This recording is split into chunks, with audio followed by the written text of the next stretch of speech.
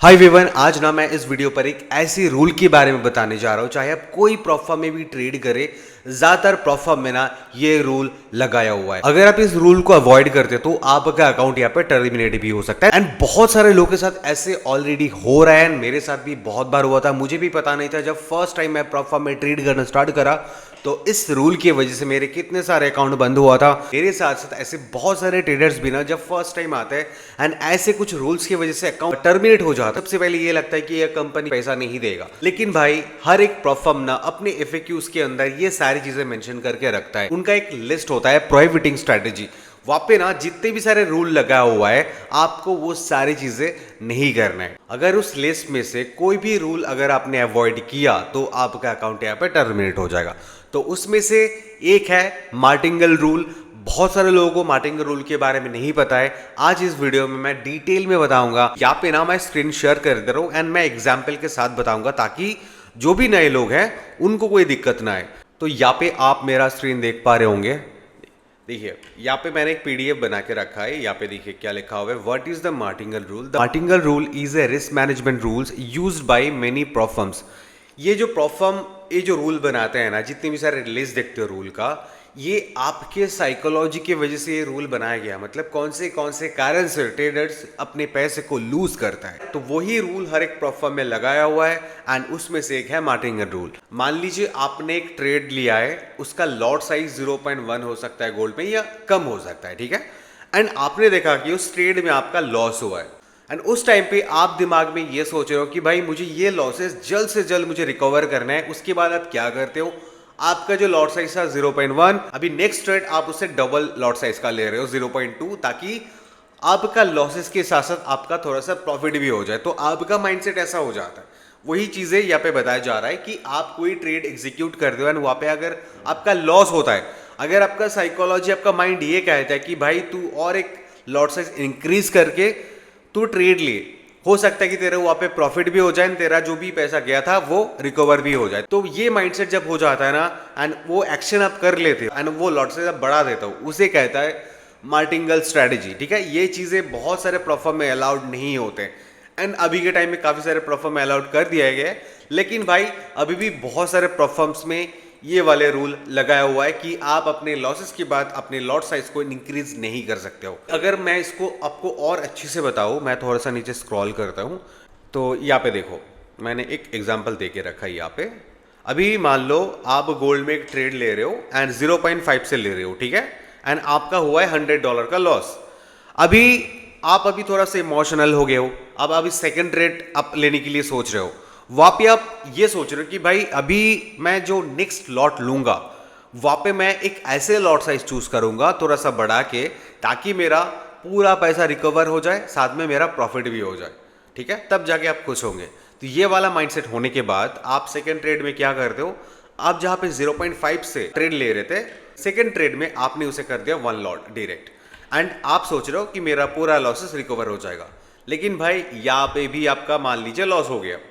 उसके बाद third trade, जब भी आपका सेकंड ट्रेड में लॉस हो गया ना, थर्ड ट्रेड लेने के टाइम पे आप कुछ इंपल्सिव डिसीजन ले लोगे जो आपको और भी डुबा सकते हैं। वो है क्या कि आपने देखा कि मेरा 1 लॉट से भी मेरा लॉसेस रिकवर नहीं हुआ है।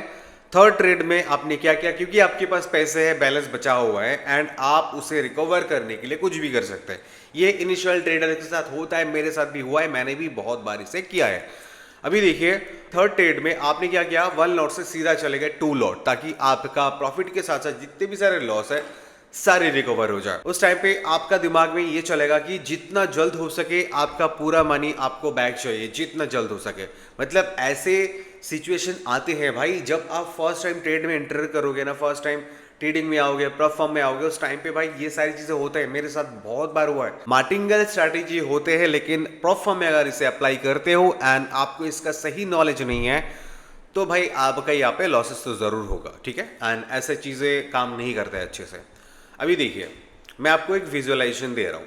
मान लो गोल्ड का प्राइस अभी 4525 चल रहा है एंड आपने इसी जगह पे एंट्री लिया है, आपका लॉट साइज है 0.5 एंड इस ट्रेड में आप रिस्क ले रहे हो $100 का, ठीक है। आपका जो लॉस होगा $100 का होगा। अभी फर्स्ट ट्रेड में मान लीजिए आपका एक लॉस हो गया एंड ये नॉर्मल है, ठीक है। अभी मार्टिंगल किसे कहता है, मार्टिंगल इसे कहता है कि आपने सेकेंड जो ट्रेड लिया है वो है 4528 से आपने एंट्री करा है, 1 लॉट से आपने एग्जीक्यूट करा है ट्रेड को, एंड यहाँ पे जो आपका रिस्क हो जा रहा है कितना, यहाँ पे $200 का आपका लॉस हो रहा है। एंड यहाँ पे शुरू होता है मार्टिंगल। नॉर्मली बहुत सारे प्रोफार्म में ना आपको एक बार वार्निंग देते हैं, ठीक है, अगर वो 2-3 बार कंटिन्यू करते तो आपका अकाउंट टर्मिनेट हो जाता है। अभी देखिए थर्ड ट्रेड में आपने क्या किया, थर्ड ट्रेड में आपने 2 लॉट से ट्रेड मारा एंड यहाँ पे ये माइनस दिखा रहा है, मान लो ये यहाँ पे थोड़ा सा गलती हुआ है एंड आपने यहाँ पे एक विन किया है, ठीक है, तो आपके यहाँ पे $400 का प्रॉफिट हो गया।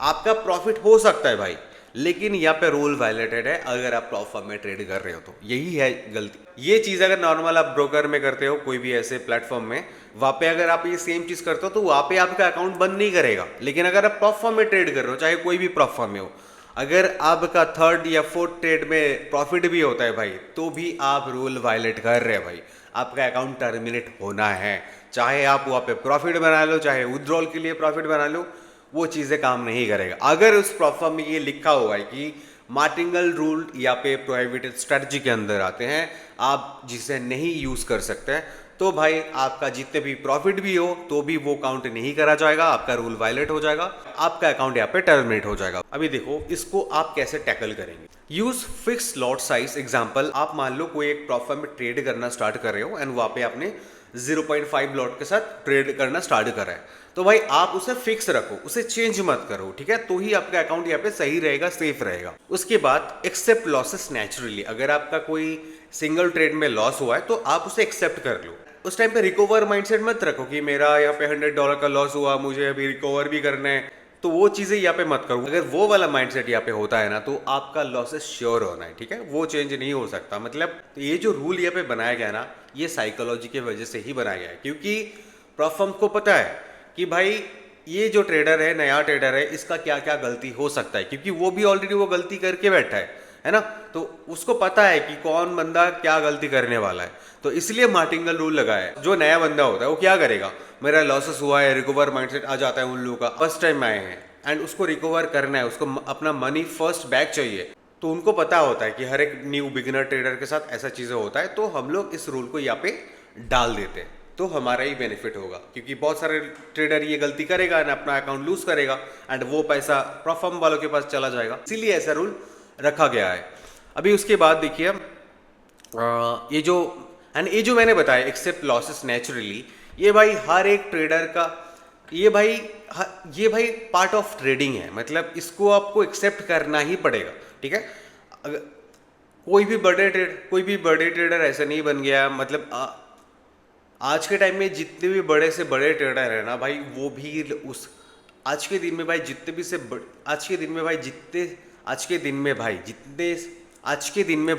भी बड़े ट्रेडर हो, उसका भी आज के दिन में भाई जितने भी बड़े ट्रेडर हो जाए उसका भी लॉस होता है भाई, ठीक है, वो भी लॉस एक्सेप्ट करते हैं, वो भी लॉसेस एक्सेप्ट करते हैं, स्माइली देख, वो भी लॉसेस एक्सेप्ट करते हैं, ठीक है, without any tension.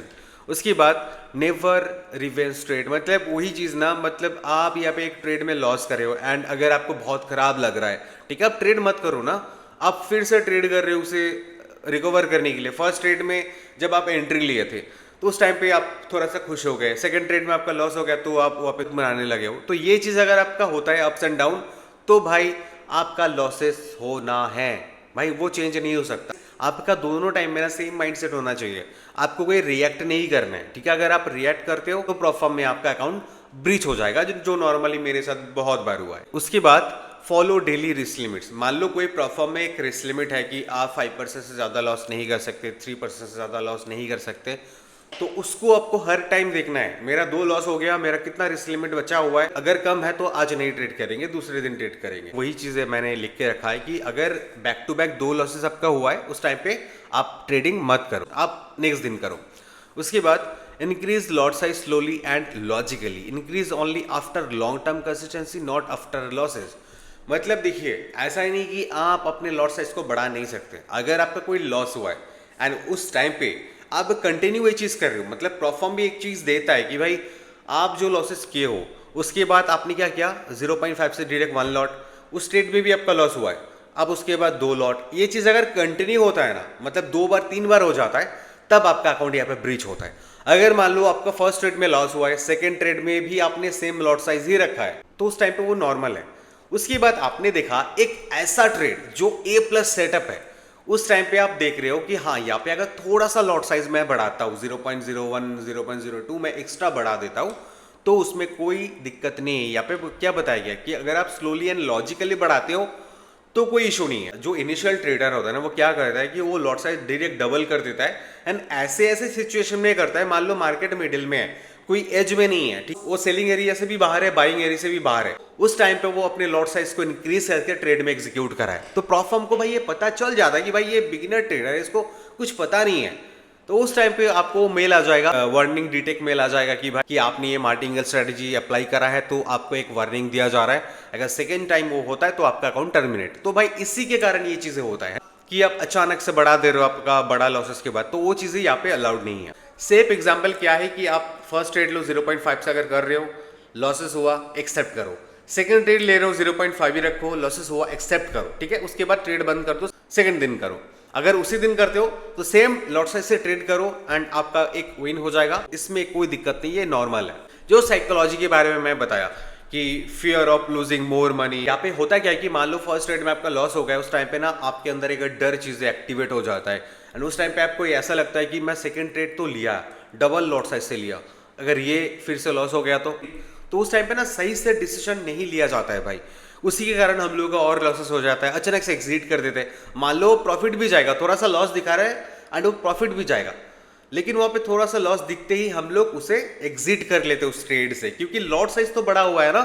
First lot size से जो आप ट्रेड ले रहे थे वहां पे लॉसेस कम दिखा रहा था, वहां पे आप थोड़ा सा मैनेज कर रहे थे, लेकिन भाई जब भी आपने लॉट साइज को बढ़ा दिया, जब भी आपने 1 लॉट से ट्रेड लिया, तो वहां पे आपका लॉसेस भी ज्यादा दिखाएगा ना। अगर थोड़ा सा इधर उधर होता है तो कैंडल जहां पे 0.5 में $100 दिखा रहा था, 1 लॉट में आपका $200 दिखाएगा, तो उस टाइम पे हम लोग ना और डर जाते हैं, इतना बड़ा लॉस हो गया एक ट्रेड में, पहले तो मेरा $100 था, अभी 200 हो गया, तो हम लोग एग्जिट कर देते। अभी वो ऊपर जाने ही वाला था या नीचे आने ही वाला था, लेकिन हम लोग एग्जिट कर दिया है भाई डर से।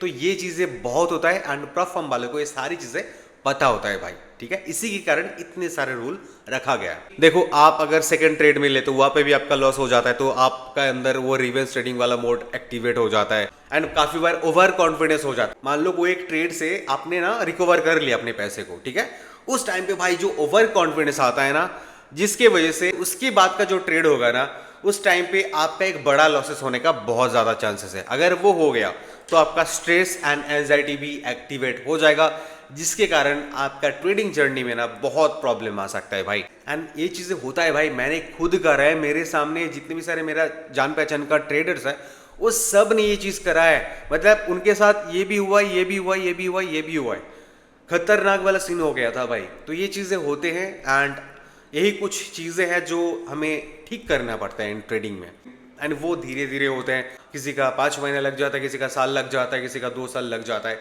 सारी चीज़ों को ठीक करने में। ये सारी चीज़ें होता है ना इमोशन के कारण। अगर कोई ट्रेड में आपका इमोशन इंक्लूड है तो भाई आप इम्पल्सिव डिसीजन ज़रूर लेंगे, जिसके वजह से हमारा ट्रेडिंग जर्नी और ख़राब होता जाता है, ठीक है। यहाँ पे देखिए, most traders fail because emotions because stronger after consecutive losses, discipline and patience are more important than trying to recover losses quickly. तो भाई यहाँ पे जो डिसिप्लिन पेशेंस है ना, ये बहुत ही बड़ा चीज़ है ट्रेडिंग में, जो डेवलप होने में काफ़ी टाइम लग जाता है। किसी किसी को भी तो भाई 5-6 साल लग जाता है इसे ठीक करने में, ठीक है। अभी मेरा 3-3.5 साल हुआ है, मेरा भी बहुत सारी चीज़ें अभी ठीक नहीं हुआ है भाई, वो भी ठीक हो रहा है धीरे धीरे। अभी लग रहा है ऐसा भाई, फर्स्ट ईयर में जो मैंने गलती करा था, अभी उस चीज़ को देख के ना वो हंसी आता है कि भाई वो मैं क्या कर रहा था उस टाइम पे। अगर वो चीज़ ठीक हो जाता तो मेरा इतना सारे लॉसेस नहीं होता, मैं इतने सारे अकाउंट ब्लो नहीं करता। जो प्रोफेशनल ट्रेडर्स होता है ना, वो सबसे पहला काम क्या करता है, अपने कैपिटल को बचाता है। कैपिटल से कोई छेड़खानी होने नहीं देता है। ट्रेड करो लेकिन भाई कैपिटल को बचाते हैं, ठीक है। Small consistent profits are better than emotional recovery trading. आप लोग ऐसा नहीं चाहते कि मैं जो ट्रेड कर रहा हूँ उसमें कोई स्ट्रेस ना हो, उसमें कोई एंजाइटी ना हो। मतलब आपने एक ट्रेड एग्जीक्यूट किया, आपने एसएल दिया, टीपी दिया, आपने थोड़ा देखा कि प्रॉफिट हो रहा है, मेरा प्रॉफिट चल रहा है, आप अपने एसएल को ब्रेक इवन कर दिया। उसके बाद आप बैठे रहो, घूमने जाओ, कहीं पे भी जाओ भाई। उसके बाद आपका ब्रेक इवन भी हिट हो गया ना, आपका दिमाग खराब नहीं होगा, मतलब आपका स्ट्रेस नहीं होगा, एंजाइटी नहीं होगा, ठीक है। अगर आप ये सारी चीज़ें करते हो, रिकवरी माइंडसेट से ट्रेड, आपको अपना लॉसेस बैक चाहिए, फर्स्ट चाहिए, तो वो माइंडसेट अगर रहता है ना, तो आप ट्रेड एग्जीक्यूट करने के बाद आपके दिमाग में स्ट्रेस होगा, एंजाइटी होगा, ये सारी चीज़ें होगा भाई।